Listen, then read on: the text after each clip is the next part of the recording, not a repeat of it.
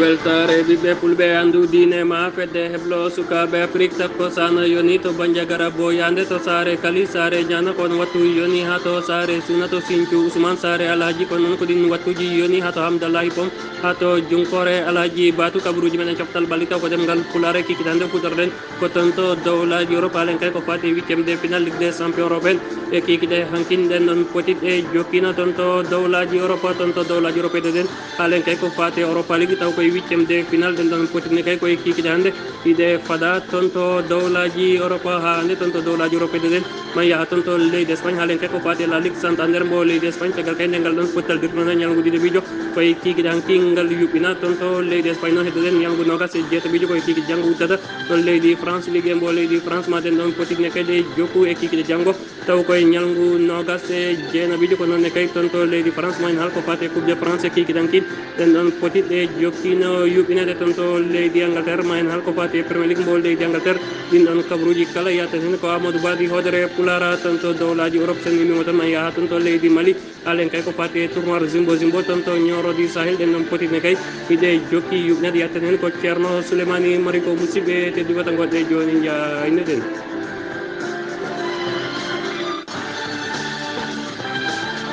jaam ñalle moon hettiyankoɓe a weltare ɓiɓɓe fulɓe anndu diine ma fedde heblo sukaɓe Afrique ñalawma o ko naasaande sappo e jeetati lewru mboy hitande ujunere ɗiɗi nogas e goho kabaruuji men coftal balli taw ko ɗemngal pulaar en mbirɗen e gardidi kabaruuji fuɗɗorɗen ko toon to dowlaji Europe halen kay ko fate 8e de final Ligue des champions européen caggal kay ndeɗen ɗon potiti yogga e majƴe yuɓɓina e kikiɗe cankin toon to dowlaji Europe e kikiɗe hankin noon ɗe jokkino yuɓɓinede toon to dowlaji Europe yatten hen ko Amadou Badi hoodere Pulaar kanko waɗanten cimtol Amadou Ba jaam ñallema yawur Seydi Diallo giɗo Pulaar jam ñalle moon hettiyankoɓe weltare ɓiɓɓe fulɓe anndu diine ma fedde heblo sukaɓe Afrique kabaruuji coftal ɓalli e ɗemngal Pulaar ceerno Umaar Diallo kalten tigui koye 8e de final Ligue des champions européen jokkino kikiɗe hanki o toon to Alliance Arena to leydi Allemagne ko bayerde ministre kam tigui jaɓɓino Lazio de Rome mo leydi Italie ngal ɗon potital noon ko bayer waɗino wowiwanni caggal kam nde fooli Lazio ta ko loggi ɗiɗi wondude e gotel ɗin ɗon loggi noon mbawi tigui okkude kippo mo Germanie wawde kam yaɓande toon to quart de final Ligue des champions européenne to leydi Angleterre to Stamford Bridge ko Chelsea jaɓɓino Atlético de Madrid mo leydi Espagne ngal ɗon potital noon ko Chelsea fooli Atlético de Madrid ta ko loggi ɗiɗi wondude e ndiga toon to dunde Angleterre ngal ɗon potital noon wawi tigui okkude kippumbo Londres wawde kam kamenne yaɓande toon to quart de final Ligue des champions européenne wadde kam mbi hen uddi ha laaɓi ñalnguji 8e de final toon to dunde Europe ta ko Ligue des champions européenne oɗo saaha kam woni kippuji taweteɗi toon to quart de final ko Liverpool mo Sadio Mané toon to leydi Angleterre Manchester City mo Angleterre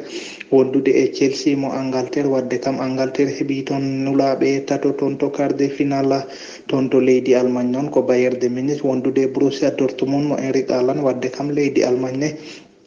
heeɓi toon nelaɓe ɗiɗo toon to quart de final Ligue des champions européen toon to leydi France ko Paris Saint-Germain kam tigui mo Kylian Mbappé yahani ɓe toon to quart de final toon to leydi Espagne noon ko Real Madrid woni royaume de Ligue des champions kam tigui woni toon to quart yahani woni nelaɗo mumen toon to quart de final Ligue des champions européenne ceerno Umaar Diallo to leydi Portugal noon ko Oporto mo Moussa Marega kam tigui ɓe neli toon to quart de final gam tigui yaɓante pour kam e wawde yettade toon to demi final Ligue des champions européenne ñalawma janggo noon ceerno Umaar Diallo waktuji sappo e ɗiɗi hum noon hawra toon to oriental sanga waktuji sappo e goho ko ɗum tigui kuraji ɗi mbatta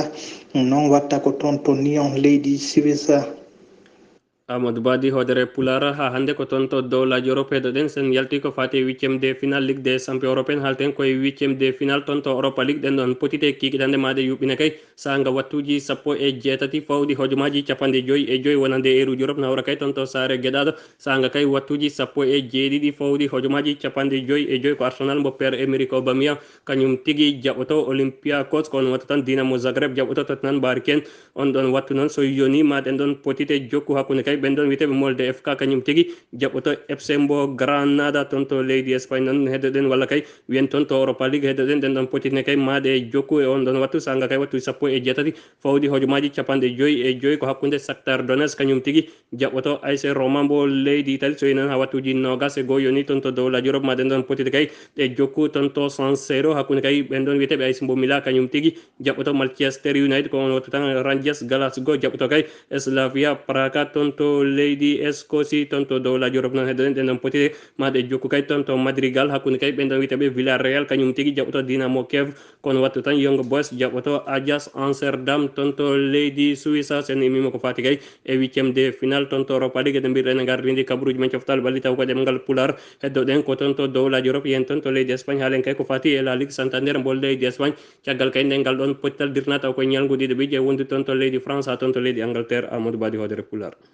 ko noon tigi Seydi Diallo giɗo pular ha joni kabaruji coftal balle ɗemngal pular kalten ko toon to leydi Espagne yewtanoma ñalngu ɗiɗaɓijo toon to La Liga ta ko hakkude Sevilla toon to Sanchez Pizjuan kamen tigi jaɓɓino kippumo Elche kono noon ko Sevilla fooli Elche loggi ɗiɗi wondude diga ñalawma janggo o noon ma ñalngu nogas e jeetaɓijo o yewte e ñalngu noga jeetaɓijo udit sanga waktuji jeenayyi to Benite Bijamarin ko Real Betis jaɓɓoto Levante sen gimmima toon to leydi Espagne jaten ko toon to leydi Angleterre ñalawma janggo ma ñalngu nogas e jeenaɓijo udit sanga waktuji jeenayyi ko Fulham jaɓɓoto Leeds United sa ɗum ɗon ko toon to dingral ngala Fulham ceerno Umaar Demmbel Jallo toon to leydi France ñalawma hanki jokkinota ko 8e de final Coupe de France hakkunde Paris Saint-Germain mo Kylian Mbappé kam tigui jaɓɓino Lille ñalngu o noon ko 8e de final ta ko Coupe de France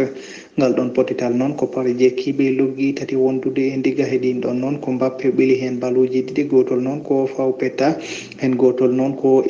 Mauricio Icardi ɓilingol ɗon loggol guiɗo pular ko ɗum woni ko tongunoɗen kabaruji coftal balle ɗemngal pular ko musidɗo mon Amadou Ba gam Weltare TV. Amadou Badi hodere pular gam Weltare TV no wiruɗen gardidi kabaruji men coftal balli taw ko ɗemngal pular faɗen ko toon to leydi Mali yen ha toon to ñorodi Sahel haalen kay ko fati e tournoi Zimbo ɗen ɗon potitne kay no jokki yuɓɓina yaten hen ko ceerno Souleymani Mari ko jaam ñallema yawru Umaar Demmbel Jallo kisalallah e nden kala e maɗa eɗen ɗo e 15h39 to e Santé golfa hande ko gawinane e yuuri mbawata fottude galle ɗe inchallah hanke ji garan macce belɗe kewɗe e ɓural e kewɗe ɓamtare hakkude wuuro men witego ballemo Allah walli e courage woto ɓallumayi ballemo Allah walli wawi gagnade 5 buts à 1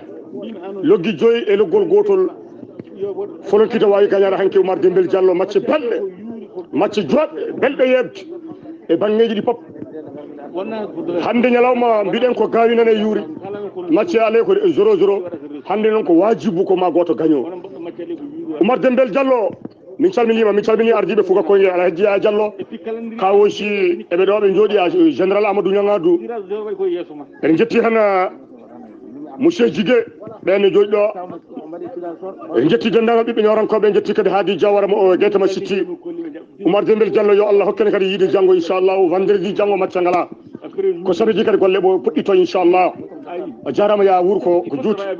ceerno Souleymani Mari ko toon to leydi Mali heddoɗen haalen kay ko fati e premier division mbo leydi Mali caggal kay nde ngal ɗon pottal dirna ñalngu ɗiɗaɓijo koye kikiɗankin ngal yuɓɓina hakkude kay AS Douane mbo Sigasso kañum tigui jaɓɓino kay ɓen ɗon wiyeteɓe stade malien kono noon ngal ɗon pottal e kikiɗankin ko ndiga e ndiga woni ko ngal gayniri toon to leydi Mali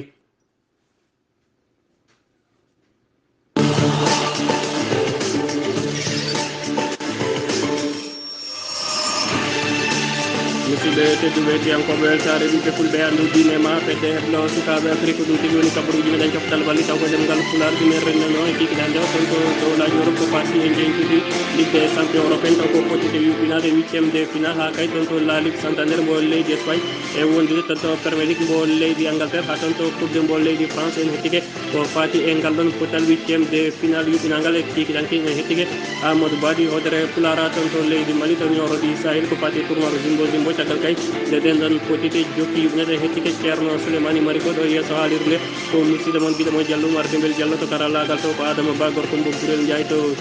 Weltare TV ko Saydou Abouba kettoki malaki jaam e jaam gene hirane